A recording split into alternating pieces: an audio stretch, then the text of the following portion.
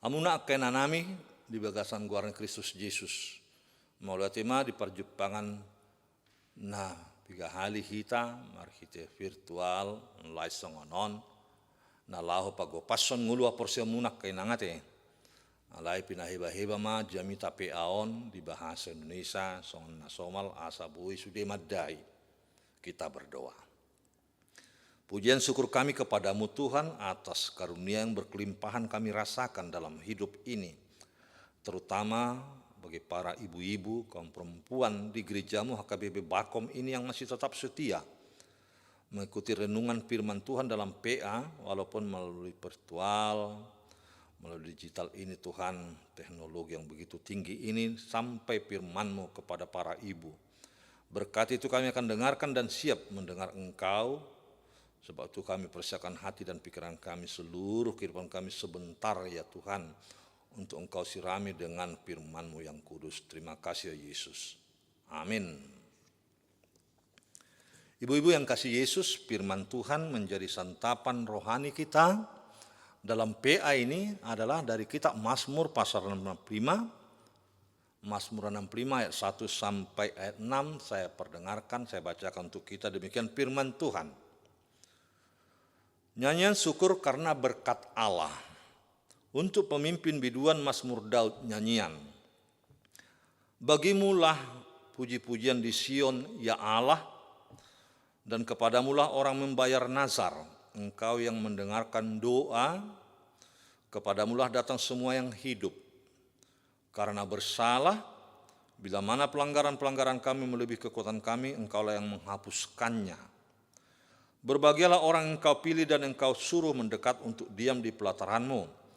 Kiranya kami menjadi kenyang dengan segala yang baik di rumah-Mu, di bait-Mu yang kudus. Dengan perbuatan-perbuatan yang dahsyat dan dengan keadilan Engkau menjawab kami. Ya Allah yang menyelamatkan kami, Engkau yang menjadi kepercayaan segala ujung bumi dan pulau-pulau yang jauh. Sedemikian firman Tuhan. Berbahagialah orang mendengar firman Allah serta memeliharanya. Ibu-ibu yang dikasihi Yesus, jelas dalam nas ini judulnya adalah ungkapan syukur Daud dalam kumpulan Mazmur ini karena berkat-berkat Allah. Tentu pengalaman rasa syukur ini karena ada sesuatu yang telah didapatkan atau diterima pemazmur, sehingga dia mengungkapkannya dalam bentuk nyanyian syukur. Dan pengalaman ini sering terjadi dalam kehidupan orang per orang. Tentu jika ada pengalaman menarik yang didapatkannya dalam hidupnya, dia akan ungkapkan syukurnya. Namun perlu diperhatikan ibu-ibu, apa yang diungkapkan Daud dalam nyanyian ini. Karena tidak semua orang yang mengungkapkan syukur dalam hidupnya karena menyangkut persoalan urusan materi atau ukuran yang diperbuat zaman sekarang adalah uang. Apakah benar seperti itu? Dia ungkapkan syukur karena akan dinilai dengan materi. Bagi Daud, tidak seperti yang kita bayangkan ibu-ibu. Kenapa begitu? Kalau kita belajar dari pengalaman Daud, dia ungkapkan rasa syukurnya kepada Allah karena kasih karunia Allah yang telah menghidupkan dia. Itu sebabnya dia pergi ke Sion, rumah Allah, bait Allah. Karena di sanalah dia boleh merasakan perjumpaan yang begitu berharga. Di Sion atau bait Allah dia akan sampaikan doa dan syukurnya. Nah, bagaimana dengan kita? Apakah ungkapan syukur kita harus di baitnya atau boleh dimanapun? Kita coba pengalaman Daud.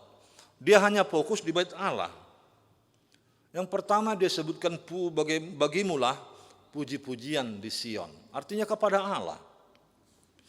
Karena Sion sebagai pusat pemerintahan Daud, kota tempat tinggalnya, tempat berdirinya bait Allah yang di Yerusalem. Sebagai pusat peribadahan Sion atau Yerusalem, Daud sangat menghargai itu. Menghargai kekhususan tempat ini. Kenapa ibu-ibu?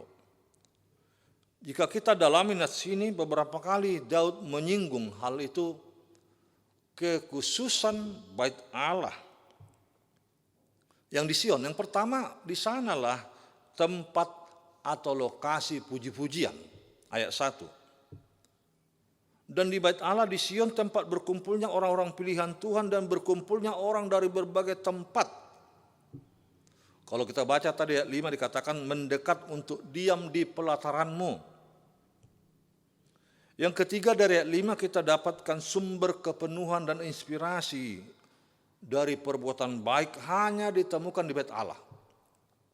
Ya, jangan menganggap gereja atau tempat pertemuan orang kudus itu sumber tempat masalah, bukan. Adalah sumber tempat yang baik. Yang keempat dari ayat 6, keselamatan atau jawaban dapat dipercaya bagi orang-orang yang datang dari jauh. Itulah peranan. Itulah pusat peribadahan bait Allah di Sion. Menjadi sangat sentral bagi orang yang percaya, ibu-ibu.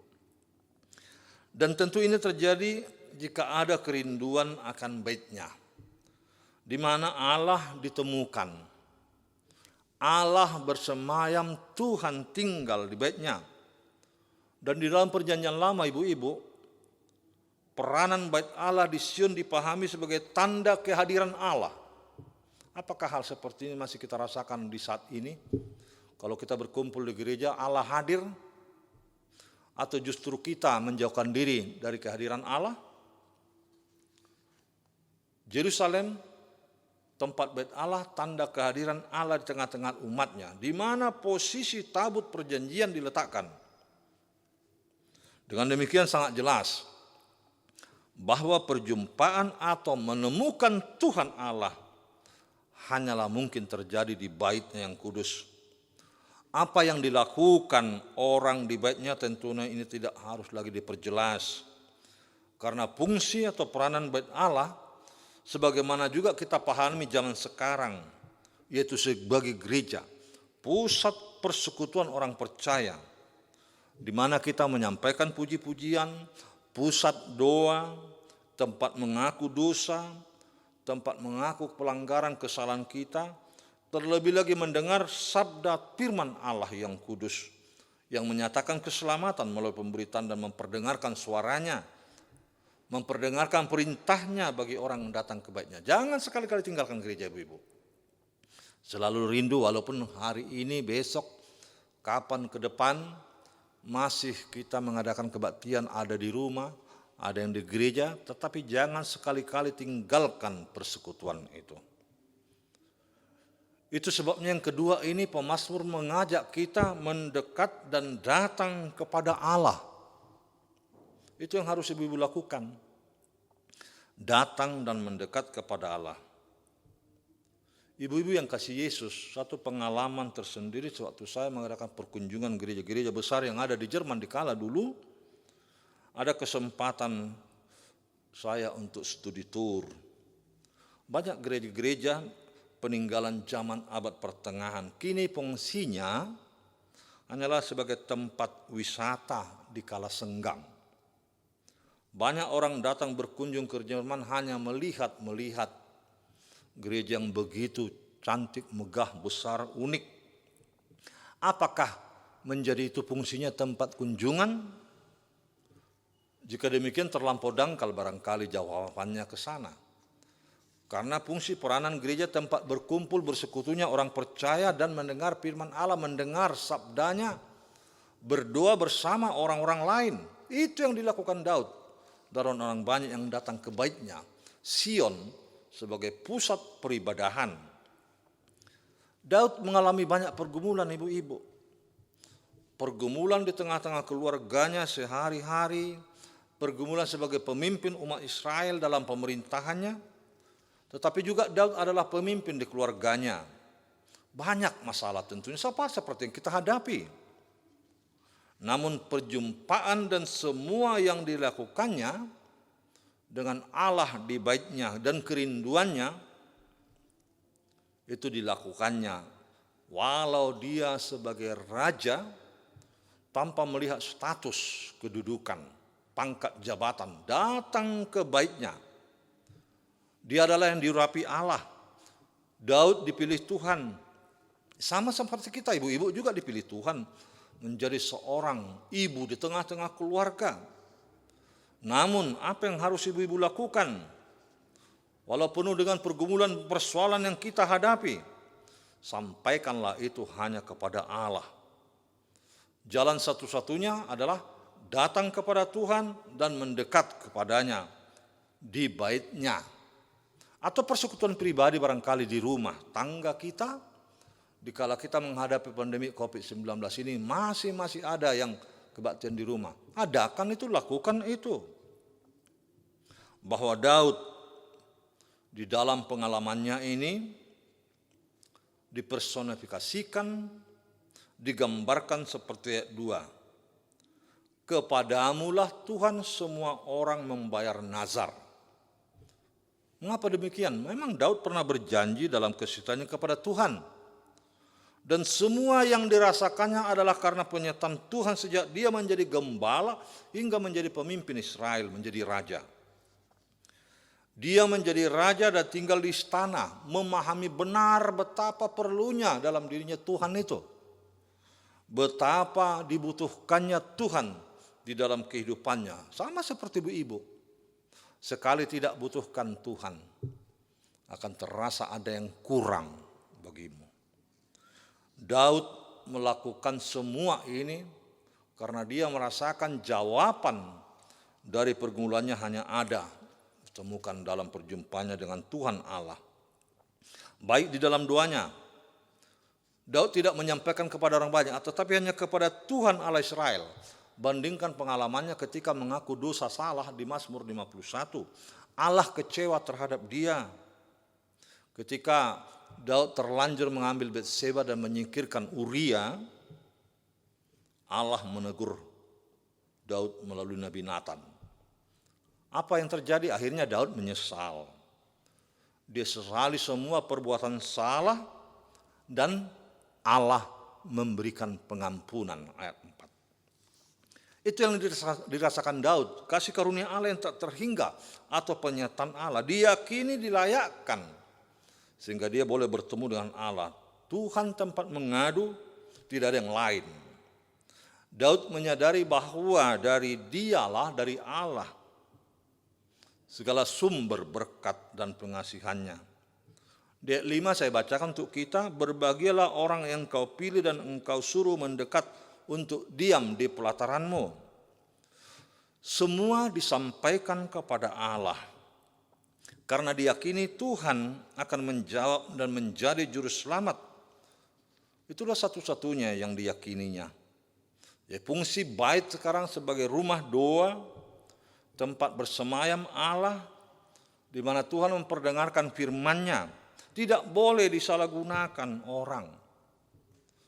Ibu-ibu tahu pengalaman ketika perjanjian baru Yesus mengusir para pedagang, begitu marahnya dia melihat bait Allah, tempat orang jualan, menjadi sarang penyamun. Diambil alih, jual beli seperti pasar. Maka Yesus memarahi dan menjungkirbalikkan dagangan orang di bait Allah itu. Karena fungsi bait telah disalahgunakan. Mereka menyalahgunakan bait yang sesungguhnya sebagai rumah doa, tempat berkumpulnya orang dari berbagai tempat. Segala orang dari ujung bumi datang mendekat dari pulau-pulau yang jauh ketika hari raya besar ada.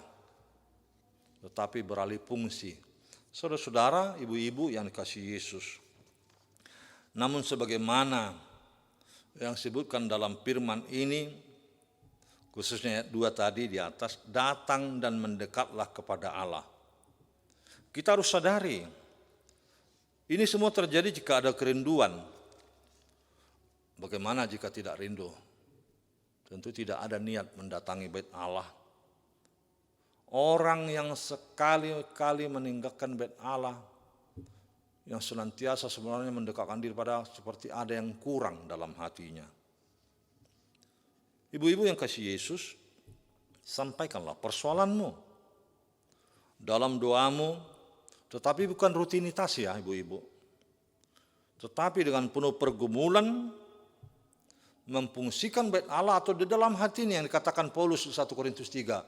Tidak tahukah kamu bahwa tubuhmu adalah bait Allah tempat roh Allah bersemayam, di sini dia.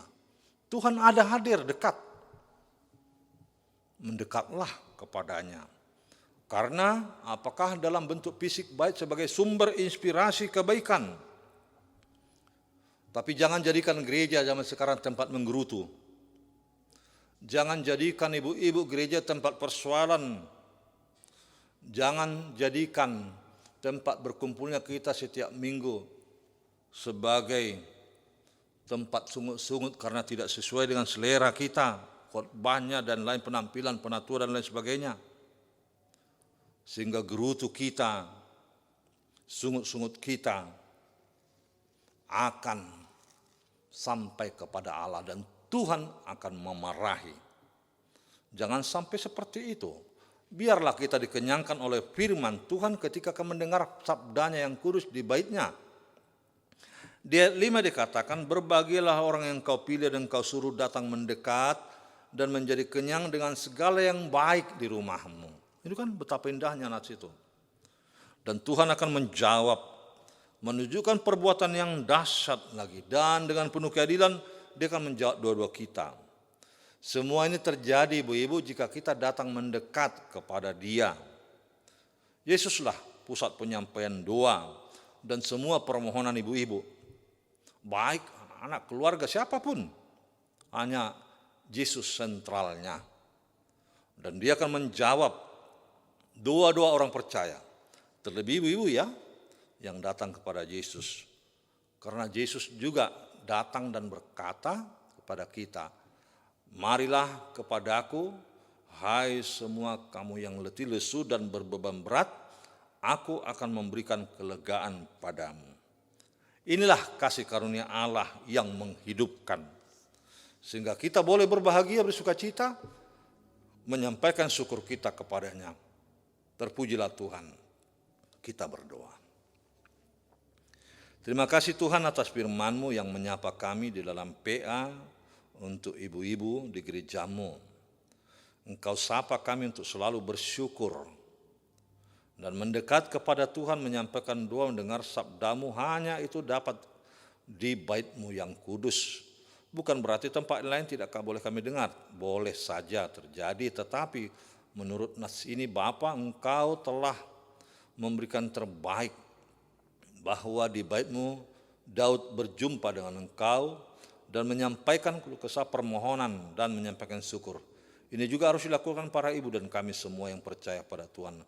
Terlebih Tuhan Yesus Raja Gereja yang telah mengundang kami untuk datang mendekat kepadamu Bapa.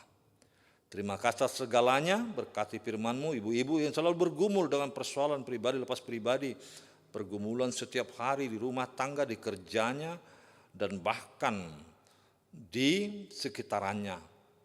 Itu memungkinkan para ibu boleh dan mau surut dari imannya, tetapi dengar sabdamu kali ini Bapa, kami disadarkan ulang.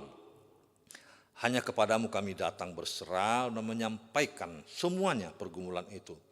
Karena kasih Tuhan, kasih karunia-Mu yang boleh dan penuh dengan anugerah, itulah yang menghidupkan khususnya para ibu-ibu di gereja-Mu. Terima kasih atas firman-Mu, berkati hamba-Mu, berkati kami yang mendengar, tetapi jangan hanya pendengar firman, tetapi adalah pelaku-pelaku firman. Terima kasih ya Yesus. Amin.